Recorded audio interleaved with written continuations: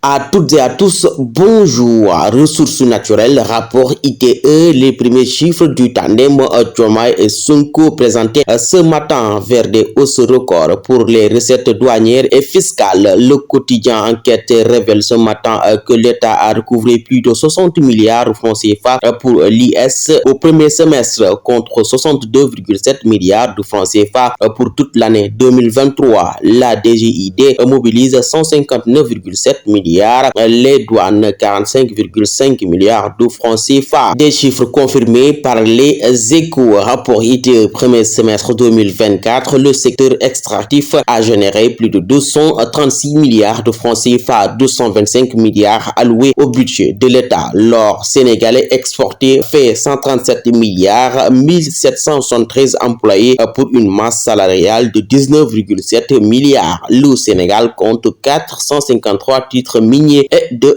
carrière. Le Sénégal est un bon élève dans ce domaine, confirme Rewmi Quotidien avec sa une revue générée par le secteur minier. 236 milliards au premier semestre, 117 permis semi-mécanisés délivrés entre 2021 et 2024. Le Sénégal entre dans le cercle fermé des puissances énergétiques. Le tandem Diomaye-Sonko a joué la carte de la transparence en présentant ses chiffres aux Sénégalais. Yakar Sangomar, GTA, Birame Souleye Diop sort les cartes du futur énergétique, pétrole, gaz, mine, ce que prépare l'État pour 2029. Suite et pas fin de l'affaire Tabaski Ngom avec le quotidien du groupe Futur Média, l'Observateur, audition au fond, le grand déballage de Tabaski Ngom, les minutes d'un face-à-face de près de 4 heures entre l'inspectrice du Trésor et les juges d'instruction Idrissa Diarra et Nelly Seko Dieng. Les mots forts de l'ex-agent comptable particulier de la RSE, la décharge de 200 millions de francs CFA et l'audio explosif.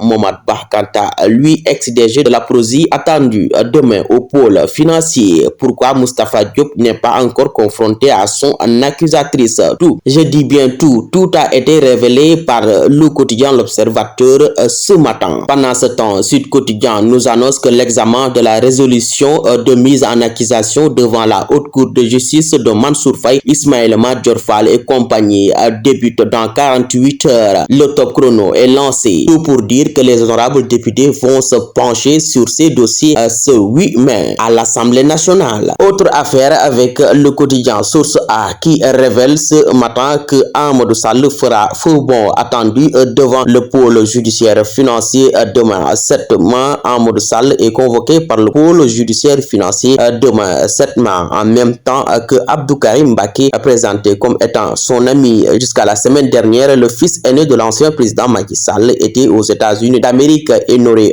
pas décidé de se livrer à la justice sénégalaise. Si le fiston de Chompal, dit le journal, dispose d'une nationalité américaine, son extradition par le pays de l'oncle Sam ne sera-t-elle pas comprise en cas de mandat d'arrêt international lancé contre lui? Affaire à suivre. De l'autre côté, quelqu'un d'autre brille aussi de par son absence. Il s'agit de Abdoulaye Daouda Diallo. Point Actu révèle que délégation de l'ancien président du Sénégal Macky Sall au Dakar, Abdoulaye Daouda Diallo agrandit le fossé avec l'Alliance pour la République. APR-ADD brille par son absence au Dakar dans la délégation de l'APR conduite par Moussa Baldé. Un militant authentique s'éloigne du foyer ardent. Plus rien ne mobilise Abdoulaye Daouda Diallo, ni la menace de haute trahison contre Macky Sall, ni les militants inquiétés par le pôle judiciaire financier. Où est donc passé Abdoulaye Daouda Diallo? Point d'interrogation. Le Soleil national s'est penché sur les financements des partis politiques ce matin. Un flou persistant,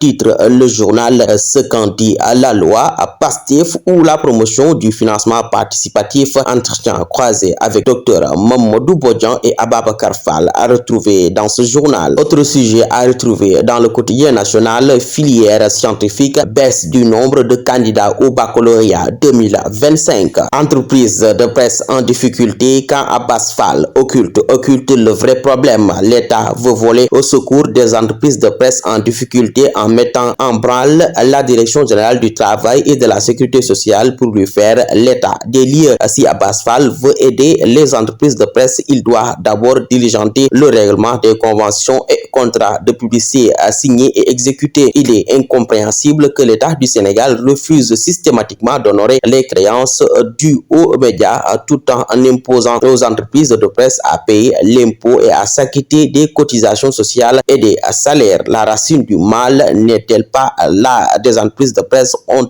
fermé boutique et des emplois perdus. Qu'attend l'État pour régler ce passif qui plombe les ailes des entreprises de presse? Direct News se pose des questions ce matin concernant la situation des entreprises de presse qui sont en difficulté au Sénégal. Du sport avec le journal sportif Record, Ligue des champions, demi-finale, retour à 19h, Inter de Milan FC Barcelone qui va rester à quai. Match à suivre, Mondial Beach Soccer 2025, troisième journée à Sénégal-Chili, les Lions pour la passe de 3. CAN U20 Égypte 2025, Ghana-Sénégal 1-0. Les Lions se compliquent la tâche. National 2 promis cette saison, Dakar Football Club se hisse en National 1. À vos kiosques et bonne lecture.